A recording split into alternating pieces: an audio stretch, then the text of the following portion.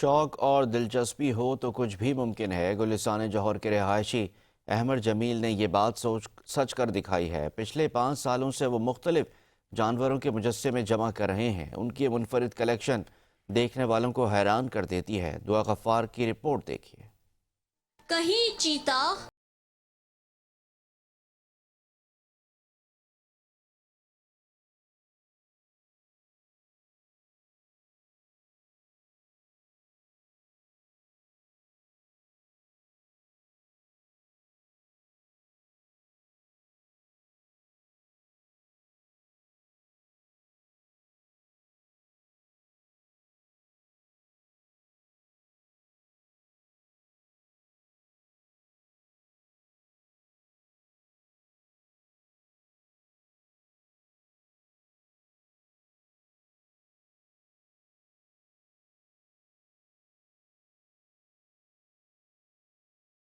तो ये मुझे बचपन से और बस पता ये जब बाद में चला कि ये कुछ ब्रांड जो है वो ये फिगर्स बनाते हैं।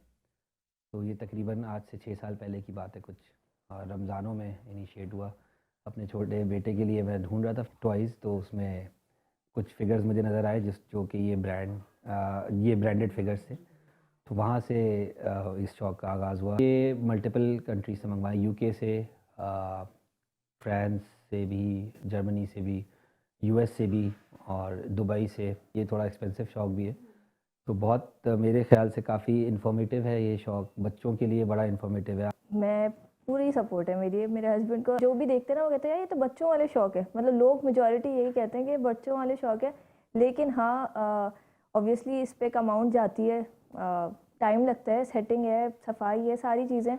तो डेफिनेटली मैं इनको सपोर्ट करती हूँ। मेरा खुद भी शौक़ था कलेक्शन का, लेकिन ऑब्वियसली इनका एनिमल एक फ़िक्स वो शौक़ है एनिमल कलेक्शन का। तो हम मिल के जो है ना वो आगे लेके चले अल्हम्दुलिल्लाह। और इसको अरेंज करना, शौक हो तो कोई काम नामुमकिन नहीं। अहमद जमील की ये कलेक्शन सिर्फ एक हॉबी नहीं, बल्कि एक ऐसी कहानी है जो ये बताती है कि अगर दिल में लगन हो तो ख्वाब हकीकत बन सकते हैं।